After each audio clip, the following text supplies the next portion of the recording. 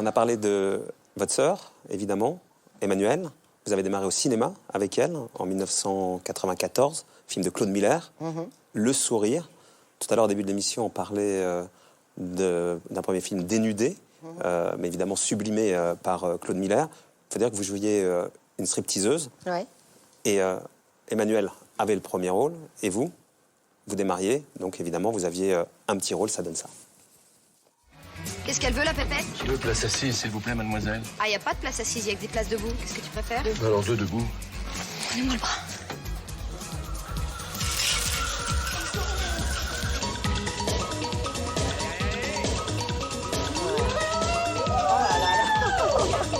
Quelle horreur! Oh, quelle horreur! Je regarde pas, moi. Ah, je suis morte. Je regarde pas, c'est atroce! Et toi, qu'est-ce que tu cherches en fait? Qu'est-ce que tu veux? Moi, ce que je veux, c'est leur faire éclater les couilles. Oh, sympa. Sympa. Comme réplique. J'aime beaucoup la réplique. En 94. Oh, c'est ridicule. Hein. C'est pas possible de me montrer ça. Hein. Bon, je danse pas mal, hein. Bah ouais. Avec les nichons. Oui, Vous êtes belle aussi, nue. Je sais pas, j'ai pas d'avis. C'est pas à moi de le dire. Mais vous avez dû boire 8 cognacs pour voilà, vous dénuder. Ça. Ouais. Hein? 8 cognacs. Oh, j'ai bu 8 gorgées de cognac, tellement j'avais peur. Ceci dit, j'adore Claude Miller. J'adorais Claude Miller. J'ai eu beaucoup de chagrin quand il est mort. Et c'est vrai qu'après, j'ai fait La Chambre des magiciennes avec lui et Betty Fischer. Et que c'était un immense cinéaste. Donc, merci Claude, parce que sans Claude Miller, je n'aurais pas tourné Rosine. Mon premier film de Christine Carrière. Sur le corps, votre rapport au corps, vous l'avez expliqué, hein, le fait de ne pas vous aimer. Vous avez du mal avec la sensualité, d'une certaine manière. En tout cas, au cinéma. J'ai fait des scènes d'amour dans des films, mais je déteste, quoi, vraiment. C'est une tannée, quoi. Mais, Parce que quoi? Parce que complexé par son corps? Même pas tellement, parce que quand j'ai des scènes à jouer, quand je dois me mettre nue, je le fais facilement devant l'équipe, parce qu'au bout d'un moment, il faut le faire. Et que je le prends à la rigolade, mais c'est vrai que... Je ne trouve pas que les scènes d'amour soient souvent très belles et bien filmées au cinéma, déjà. Et en plus, oui, je suis pas Bardot, quoi. Donc, voilà, je trouve qu'il faut vraiment des corps superbes ou alors des corps de porno. D'acteurs de porno, non? Quand on est très très bien comme ça pour le porno, mais bon. Et en tout cas, c'est le regard des hommes qui vous a rassuré sur votre propre corps, vous le dites vous-même. Hein. Ouais. C'est qu'à un moment donné, vous avez été surprise de plaire. Oui, oui. Ah, j'ai toujours plu aux hommes. Hein. Je sais pas pourquoi. Toujours. Ah oui. Non, sans prétention. Je suis pas tellement prétentieuse, hein, Marco, depuis le début. Non, bien sûr. On peut pas dire que je sois au top de la prétention. Non. Mais j'ai toujours plu aux hommes, probablement parce que je les faisais rire, je les amusais. Et je pense que je suis quand même très différente des autres femmes. Donc, du coup, très exotique. C'est-à-dire, j'ai que des goûts français épouvantables, mais du coup, j'en suis très exotique. Enfin, très originale. C'est ce qui plaît aux hommes. Oui, je trouve que je suis très originale. Enfin, je dis ça, en même temps, des gens qui regarderont l'émission diront, elle prend pour qui très originale. Oui, je suis très originale. Oui. C'est ce que pense en tout cas votre homme, Mathieu, petit. Je sais pas, je vous demande. Ah, je sais pas, il va le dire. Non, Ah. c'est, vous êtes en couple depuis 2006. Ouais. On se pose un peu sur le couple et sur le rapport aux hommes, puisqu'on a bien compris que ça n'a pas été toujours simple, on va dire. Non, je longtemps pas du tout aimé les hommes. Enfin, je les méprisais, quoi. Je les trouvais lâches, mous, dans le déni tout le temps. Non. Mais bon, en même temps, les femmes ont des défauts aussi. On est hystérique, on a beaucoup de défauts, hein. Mais vous étiez mal tombé ou c'est le regard que vous aviez sur tous les hommes? Sur beaucoup d'hommes. Pour draguer, ça va, travailler éventuellement, mais sinon, ils sont souvent très lâches, ils sont souvent fuyants. Et ça vous parlait par expérience? Oui. Oui, mais je pense qu'il y a beaucoup de femmes qui se reconnaissent dans ce que vous dites. Reconnaîtront. Ouais. Ah, on va rembobiner tout à l'heure, mais on va s'arrêter sur celui avec lequel ça marche. Mathieu, qu'est-ce qui fait que ça a été possible pour lui et pas pour les autres, à votre avis? Mathieu, c'est un coup de foudre parce que je le trouvais très, très beau. Très, très beau. C'était sur le tournage de Michel Boujna, 3 amis, avec Kad Merad et Pascal Elbé. Et il était à la caméra. Moi, je le trouvais superbe. Et Michel me disait, mais vas-y et tout. Puis, je voyais qu'il me regardait un peu, mais en fait, il serait jamais venu vers moi. Donc, je le trouvais très, très beau, ce gars-là. Donc, je regardais. Mais je me disais, il me regarde parce que je suis actrice. Donc, il doit regarder toutes les actrices qui filment. Bon, bref. Mais c'est moi qui suis allée vers lui. Première fois. Je lui ai dit, chambre 130. Le truc dans ce goût-là. Hein. T'es à Toulouse. Bon, bref. Et voilà. Et le Mathieu, il est pas commode. Voilà. Il n'est pas lâche, mais il n'est pas commode. Il a un quart à fond, mon vieux. Il regardera l'émission, mais je lui dis, là. Hein. Plaf. Et il est costaud. Donc, il tient tête et il est aussi chiant que moi, en fait. Aussi borné, il est fort. Donc, du coup, ça marche pas mal. Et comme il n'est pas acteur ni artiste, bah, ça marche pas mal. Bon. Avec des engueulots, hein, Marco, on va pas... Je vais pas faire l'amour, gloire et beauté, hein. Non, mais vous dites, je suis entré en fidélité, et comme la vie n'est faite que de surprises, je finis avec un homme qui n'était pas du tout mon genre. Oui. Et quand je dis je finis, je ne suis pas dans l'idée de fin, mais d'espoir. Je rêve de vieillir avec lui. Ah oui, oui. C'est le dernier, donc. Ah oui, bah, c'est le dernier, j'en sais rien, Marco. C'est un peu... Je vais un peu vite en besogne. Mais c'est vrai que... Oh, recommencer tout avec quelqu'un, ça m'épuiserait, quoi. Mais le dernier, ben, on ne sait pas, j'espère, oui. C'est le père de mon fils. Et ça, très important. Quelle mère vous êtes, d'ailleurs, Mathilde? Parce que vous le dites au début, vous n'aviez pas l'instinct maternel du tout. Non. C'est rare hein, d'entendre quelqu'un dire ça, pour le coup. C'est un tabou. Parce que c'est un tabou de dire... on doit être une bonne mère. Le film de Christine Carrière pose cette question-là. Doit-on être une bonne mère? Mais moi, c'était pas mon truc, non. Non. Et aujourd'hui, alors, ce petit gosse-là, c'est ma folie. Hein. C'est ma folie, ce môme. Il me rend fou, je l'adore, d'amour. D'ailleurs, je le boulotte toute la journée, je lui fais des bisous toute la journée. Il me dit arrête, c'est ridicule, il en peut plus. Je l'étouffe de mes baisers, c'est ma passion, ce gosse. Il arriverait, mon Dieu, quoi que ce soit, c'est affreux. Donc voilà, comme quoi, hein, on dit des conneries. Hein. Je suis l'homme de ma vie. Oui, c'est une phrase de Bardot que j'ai piquée mais ça veut à dire Brigitte quoi Bardot. quand c'est dans la bouche de Mathilde Seigné ça veut dire que le pantalon à la maison, c'est vous, c'est pas Mathieu? Bah, c'est Mathieu, mais... Mais ça veut dire quoi? Ça veut dire que je me suis construite toute seule. Je me suis construite sans homme, moi. 80% des femmes sont derrière un homme. Vivent au crochet d'un homme, sont la femme d'eux. Moi, je suis la femme de Mathieu, mais je suis la femme de personne. Je sais pas comment vous dire. Je suis la femme... J'ai construit ma maison, ma carrière, tout mon argent. On m'a jamais donné 1 euro. Un homme ne m'a jamais payé une maison, un appartement, une pension, rien. J'ai tout fait moi-même. Donc Mathieu, il a sa place d'homme totalement. Parce qu'en plus, c'est un vrai mec. Hein. Et un papa comme ça, hein, hors pair. Plus un bon papa, c'est même une maman par moment. Hein, parce que je suis souvent partie, il s'en occupe beaucoup de son fils. Mais je suis l'homme de ma vie dans la mesure où j'ai construit tout toute seule. Vous êtes resté en bon terme avec les ex? Oui. Tous? Tous. J'ai des ex qui sont des très bons copains maintenant. Je ne supportais pas en amoureux. Parce on ne supportait pas. Et alors maintenant, on s'adore en amis. Donc j'ai Boulette, Antoine, Duléry, 10 Boulettes. Et puis mon vieux copain Laurent Olmedo aussi. Et Laurent Girac, je revois beaucoup maintenant et à qui je m'entends très bien. C'était sans rentrer trop près dans l'intimité, Mathilde, mais c'était après donc la séparation avec Laurent que vous étiez si mal et vous avez eu besoin d'aller vous canaliser avec l'équithérapie. C'était après cette séparation-là. Oui, c'était un peu après, mais j'ai eu beaucoup de chagrin. Il me fait rire, une drôle de tête sur cette photo. Oui, j'ai eu beaucoup de chagrin. C'est loin hein, maintenant, hein, ça a 15 ans. Hein. Mais j'ai eu beaucoup de chagrin, d'autant plus que sans remuer tout ça, puis il serait furieux parce que lui, quand il fait des émissions, il parle même pas de... Il prononce même pas des noms de femmes. Quelle horreur. Mais donc il aime pas du tout cette espèce de comment dire... Déballage. Déballage.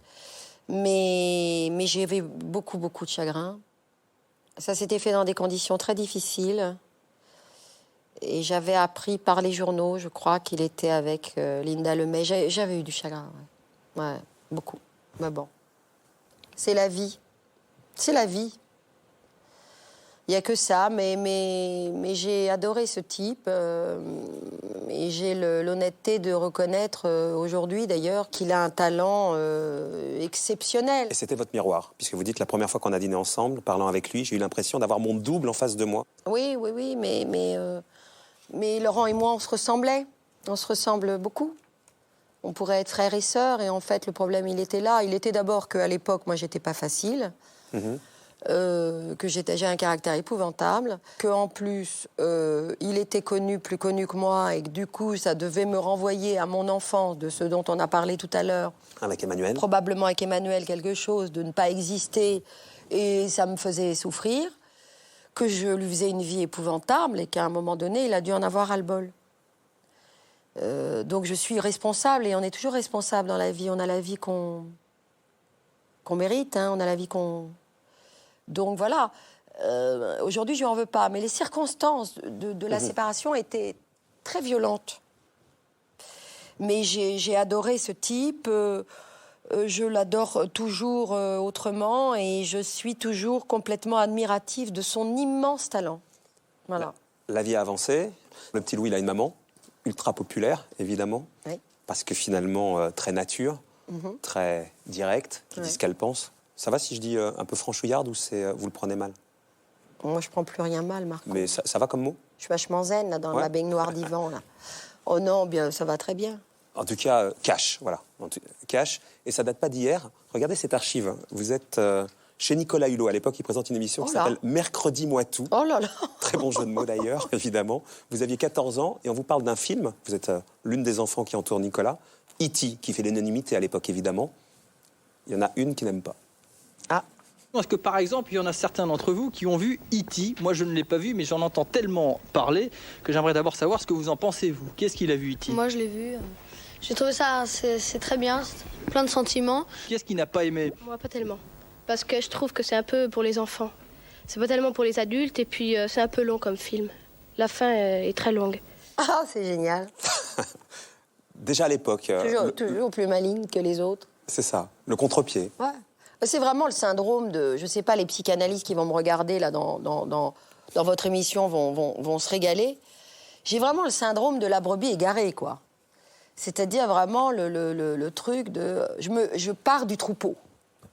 Ouais. J'ai toujours aimé ne pas être dans le troupeau. Mais d'ailleurs, c'était très marrant parce que plus de 10 personnes qui aimaient une chanson, même si au fond je l'aimais bien, je disais je l'aimais pas. Pour être différente. Ouais. J'aime bien être différente. Je sais ça, ouais. Je vois ça ce soir, mais ça date donc de là. Ouais. Et ce côté nostalgique de l'époque passée, c'était mieux avant, c'est aussi pour être différente? Non. Alors ça, c'est un goût, c'est une madeleine, je sais pas. Les films d'avant, les acteurs d'avant, les chansons d'avant, ça me... Oh, je sais pas, ça me fait un effet d'émotion, mais incroyable. Je sais pas pourquoi.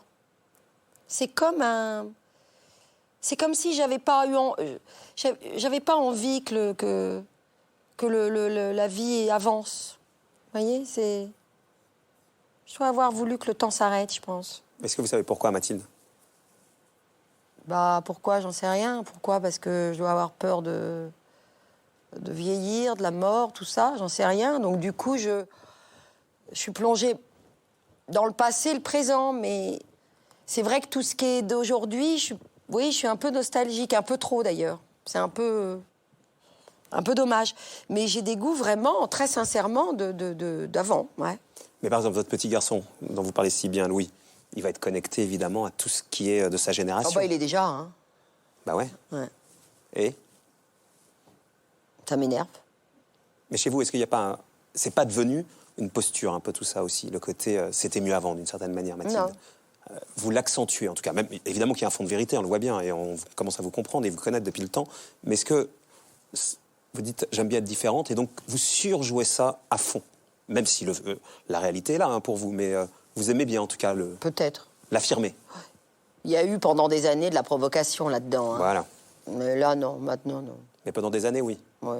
Notamment à la télé, Oui. chez Thierry Ardisson, par exemple, mais pas que, par exemple, là. Chez vous. Aussi, ouais.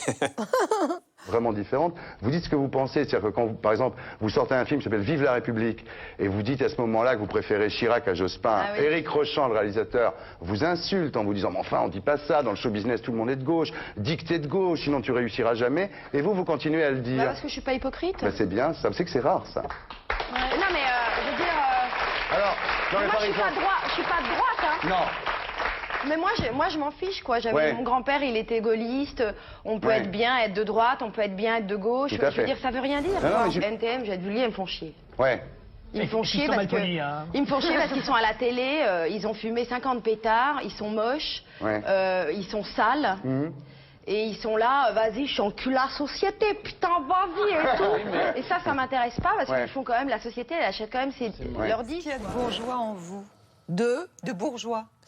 De bourgeois, certaines choses, parce que comme je suis d'un milieu bourgeois, bourgeois, c'est le côté, oui, très structuré avec le petit. Où en fait, je suis assez bourgeoise dans ma manière. Alors, je suis pas catho, hein. Mais j'aime bien qu'ils mangent à l'heure. Ça, on s'attend pas trop à... Il y a des règles. Oui, il y a des règles. Je suis assez bourge là-dessus. Ouais. Parce que les gens ont tellement de problèmes qu'ils vont sur Facebook. Je croyais que c'était il y a pas longtemps, jusqu'à il y a pas longtemps, je croyais que c'était un site de cul. Je veux dire. Ah oui, Facebook. Ah oui, Oui.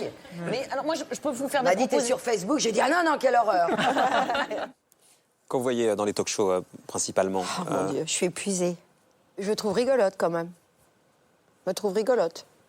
Je comprends très bien qu'on me déteste. Ô combien d'ailleurs, c'est fait pour ça même. Ouais. Oui, parce que je m'en fous qu'on me déteste, mais je comprends très bien qu'on me déteste et je comprends très bien qu'on m'aime beaucoup. Vous avez parlé tout à l'heure de Rosine, un film qui a été important pour vous à vos débuts, mais alors très très loin de Camping, même à l'opposé, puisqu'un film très exigeant. Et 20 ans après, il y a donc Une mère, Ouais. un film pareil, d'auteur assez exigeant, assez noir. avec Assez radical, oui. très radical, très très loin, alors pour le coup, de Camping. Qu'est-ce qui pousse la fille terrienne que vous êtes, si peu parisienne, à aller vers un cinéma, disons, plus pointu? Bah, déjà, sans Christine Carrière, aujourd'hui, je ne serais pas là. Je serais autrement là. C'est-à-dire que moi, Rosine, ça m'a complètement lancée.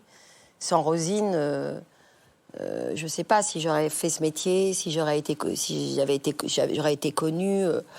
Donc, quand elle m'a proposé 20 ans plus tard, et ça a mis 20 ans, on avait eu le désir de faire un film bien avant, mais Une mère, j'ai même pas hésité. Je me suis pas dit, faut que je fasse ce type de cinéma. C'était retourner avec Christine Carrière.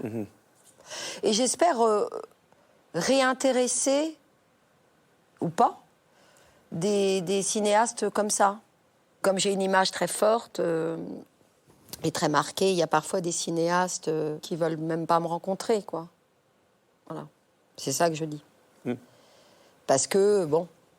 Et j'espère que ce film, Rosine, comme Rosine, Une mère, redonnera l'envie à des cinéastes que moi j'admire, en plus. Allez, on regarde quelques images d'Une mère. C'est très fort, hein. C'est un rapport d'une mère dans le Nord avec son fils qui part à la dérive.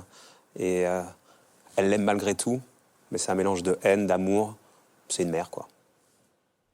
J'aurais voulu pas avoir de gosse, être libre et riche. Mon fils est quelqu'un de mauvais, vous le savez très bien.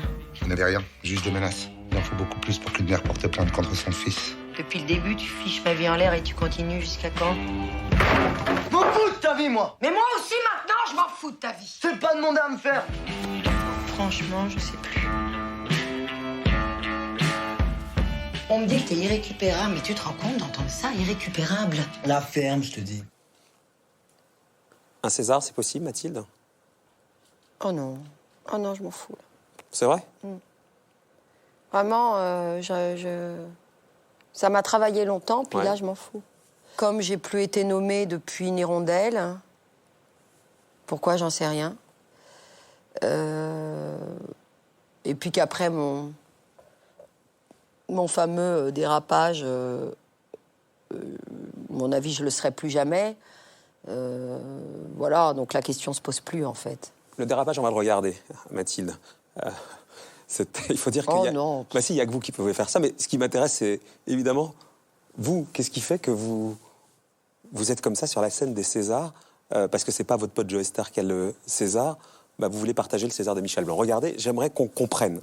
J'ai fait les 45 secondes. Yes, we can. Bravo.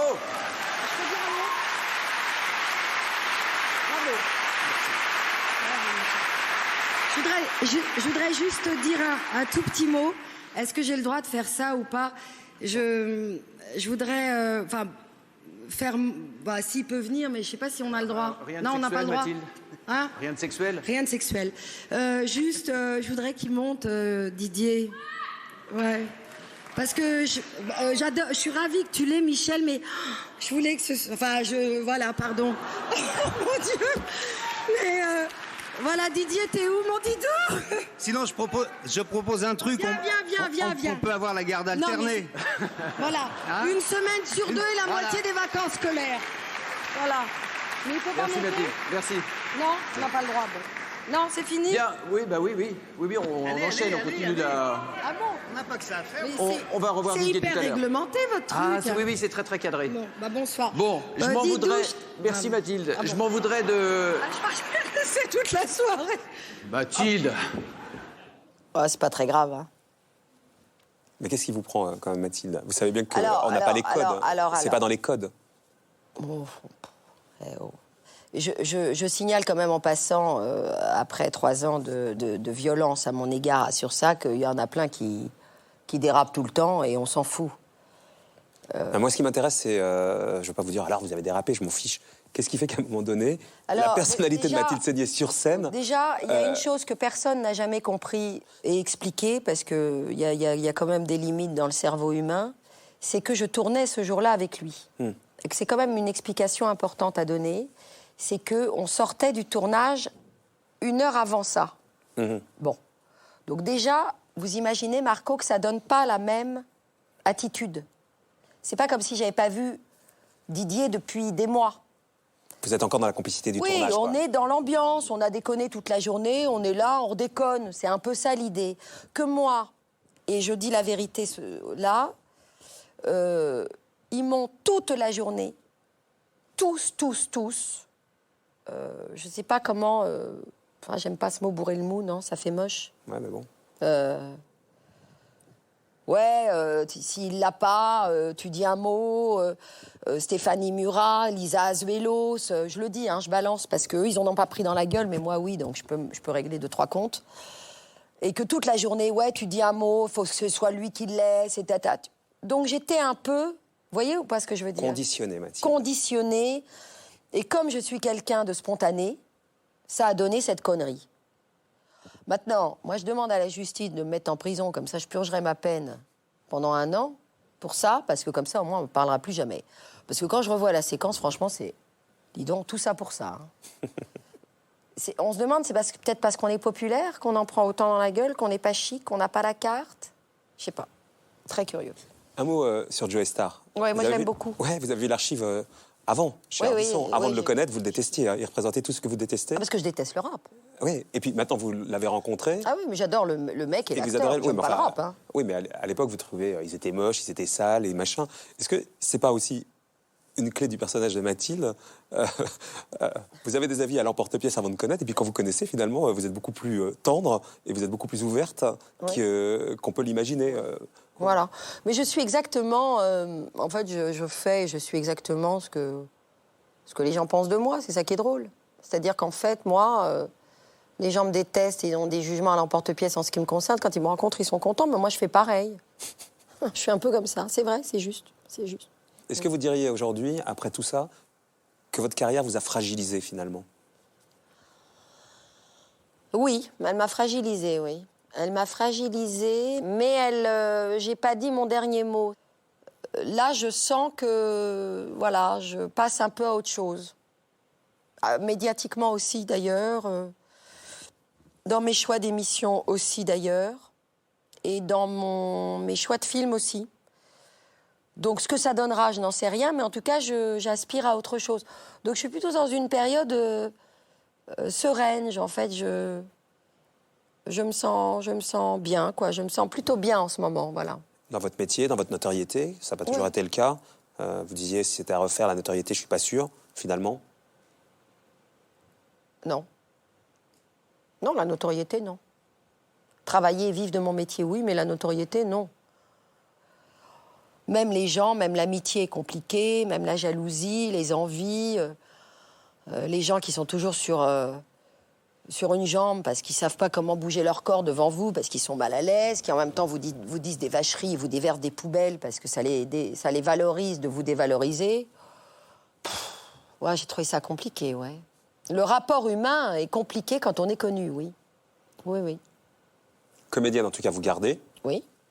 Oh bah, oui, oui. Ouais. Là, j'ai des projets, donc je garde. Vous auriez pu être chanteuse aussi. Oh oui, mais là, c'est fini. En même temps, juste pour le plaisir, on va terminer avec quelques images de vous qui chantent. Parce oui, que c'est sympa. Et on ne peut pas ne pas vous entendre chanter et imiter. C'est aussi Mathilde. Autrement, le portrait n'aurait pas été complet. C'est vrai. On regarde ça et puis après, on débrief. J'ai un problème. Je sens bien que je t'aime. Oh, j'ai un problème. C'est que je t'aime aussi. Ces mots-là restent toujours les mêmes. C'est nous qui changeons le jour où on les dit. J'ai un problème. J'ai bien peur que je t'aime. Oh, j'ai un problème. J'en ai bien peur aussi. En perdant, on y gagne quand même. Et puis après tout, on n'a pas choisi. Si tu n'es pas vraiment l'amour, tu lui ressembles. Quand je m'éloigne, toi tu te rapproches un peu. Si ça n'est pas vraiment l'amour de vivre ensemble, ça lui ressemble tant que c'est peut-être mieux. Hier encore, j'avais 20 ans et j'ai perdu mon temps à faire des folies qui ne me laissent au fond rien de vraiment précis, que quelques rides au front et la peur de l'ennui. Car mes amours sont mortes avant que d'exister. Mes amis sont partis et ne reviendront pas. Par ma faute, j'ai fait le vide autour de moi. J'ai gâché ma vie, mes jeunes années, du meilleur et du pire en jetant le meilleur. J'ai figé mes sourires et j'ai glacé mes pleurs. Où sont-ils à présent mes 20 ans? Je chante pas très bien, mais j'ai un peu d'émotion, c'est déjà ça. Quand vous étiez gamine et on conclut comme ça, vous disiez à votre famille, moi, comme métier, je veux faire Olympia. Oui. C'était un métier pour moi. C'est quand même un métier, l'Olympia. Oh, j'adorerais faire l'Olympia, mais qu'est-ce que je ferais? Peut-être un jour, j'aurai le courage, si Muriel Robin ou quelqu'un m'aide à l'écrire, un one-woman show à ma manière, quand même. Je pourrais. Ça serait pas mal. Avec toutes mes imitations, parce que j'imite beaucoup quand même. J'ai Sophie Marceau, j'ai Adjani, j'ai beaucoup d'imitations maintenant. Voilà, donc il faudrait qu'on m'aide à le faire. Pourquoi pas? Allez, on débrief, Mathilde? Ouais. Allez, on débrief. Ah, dis donc, c'est marrant, hein. Ah, il y a tout le monde qui est là, mais j'avais vu. Alors? Non, c'est vachement agréable, mais c'est épuisant, hein. C'est pas aberrant, tout ce que j'ai dit. C'est cohérent, au contraire. Non, ce qui avait l'air de vous intriguer beaucoup, c'est ce qui a l'air de vous intriguer beaucoup, c'est... Allongez-vous, c'est le poids de la notoriété. Oui. J'ai l'impression que vous êtes dans une hypersensibilité permanente par rapport à ça. On va pas refaire l'émission. Oui, il y a des moments où c'est gonflant, mais globalement, ça va, quoi. Oui. Non, mais bon, en même temps, j'exagère aussi un peu. C'est-à-dire que, bon, dans mon quotidien, j'ai pas non plus... Mais moi, je trouve que c'est pas quelque chose d'agréable. Voilà. Mais sinon, toute l'émission était super. Et je suis ravie. Non, oui, Seigné, il est mort à 88 ans, je crois. Ouais. Vous en avez 48. Il vous reste 40 années devant vous. Vous les imaginez comment pour conclure? Mes années? Vos années, là, les 40 qui arrivent. J'espère le plus heureuse possible et avec des rôles et des choses dans mon métier qui me combleront, comme tout le monde. Mais j'espère j'espère que tout ça s'arrêtera pas et que, puisque j'ai pris la décision de continuer, parce qu'il y a eu des moments où je voulais arrêter, c'est vrai, j'espère que je serai satisfaite, parce que je ne suis pas sûre profondément que si j'ai pas du grain à moudre et des beaux rôles, je continue. Peut-être vous aurez un César d'ici là. On a vu que ça, c'était pas passé, les Césars. Hein. Mais la façon dont on vous l'a fait payer, c'est encore présent, ça. Bah parce que ça continue. Encore et encore, c'est que le début, d'accord, ça me rappelle une chanson. mais parce que ça continue, parce qu'il y a des gens qui m'en reparlent, parce que je viens à l'émission et que vous me le repassez encore, et que j'ai eu l'audace de le regarder, et que je trouve que c'est pas si effrayant, quoi. Enfin, bon, c'est effrayant comme truc. Non, mais ça dit quelque chose de vous en même temps. Oui, c'est maladroit, c'est un peu gênant. Je trouve que, bon, la fin, là, elle est gênante. Je fais, allez, dégage, poupée, là. Mais c'est pas très... je pensais que c'était pire, en fait. Vous l'aviez jamais revu? Non. Non, mais j'ai payé très... Non, mais vous le savez quand même que j'ai payé très, très, très cher ce truc. Mais vous voulez dire, payer très cher, là, sérieusement, très, très cher, ça veut dire, dans votre métier, ça vous a handicapé derrière. Il y a des projets qui ne sont pas faits ou... Oui. Ouais. Ah oui. Il y a des gens qui n'ont plus voulu tourner avec moi, qui ne veulent pas tourner avec moi à cause de ça. Ouais. Pour eux, c'est la honte, quoi. J'ai la peste. Mais c'est vrai qu'on m'avait vraiment bourré la tête toute la journée. Et ça, il n'y a pas que moi. C'est-à-dire que comme je suis comme une éponge, j'étais un peu comme une enfant qui déballait un peu. Didou, monte con. C'est très, très con, en fait, ce que j'ai fait. C'est assez con. C'est marrant parce que quand je regarde ça, je me dis, c'est pas tellement... méchant, quoi. Pas dit vive Marine Le Pen, j'ai pas dit un truc effrayant. Mais c'est surtout idiot. Voilà. Allez, on termine comme d'habitude, Mathilde. Il y a une phrase qui apparaît. Oui, je sais. Et pour je vivre... la vois pas, là. Bah non, mais je vous la lis. Pour vivre heureux. Vivons cachés, non, c'est pas possible. Non. Libre tant qu'on peut, la liberté. C'est-à-dire, moi, il y a quand même quelque chose chez moi, malgré tous mes défauts. Mais d'ailleurs, je vais être déprimée en sortant de ma bassine. C'est que je suis quand même très libre. Pour vivre heureux, vivons libre. Ouais. Bah ouais. Librement, c'est-à-dire... Comme un cheval. Oui. Merci Mathilde Seigner. Merci Marco. Merci. C'était chouette. Ouais, c'était chouette, ouais. J'étais contente. Ouais, moi aussi. Très différente des autres émissions qu'on a pu faire. Ça vous a plu? Beaucoup. Super. Merci Mathilde.